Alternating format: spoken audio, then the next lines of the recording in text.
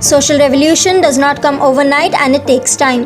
The Supreme Court said while refusing to deal with at this stage the issue of reserving of seats for scheduled caste, scheduled tribe and other backward classes in the National Defence Academy. The Apex Court gave time till July to the Centre to study the implication of induction and deployment of ex-National Defence Academy women cadets in the Indian Armed Forces. Social revolution does not come overnight and it takes time. A bench of Justices Sanjay Kishan Kaul and M.M. Sundaresh told an intervener who is seeking to reserve seats for scheduled caste, scheduled tribe and other backward classes in the NDA. The bench said that at present it is not going to deal with the reservation of SC/ST or OBC at this stage but would only go into the issue of admissions of women in these education institutions which have been only for boys all along.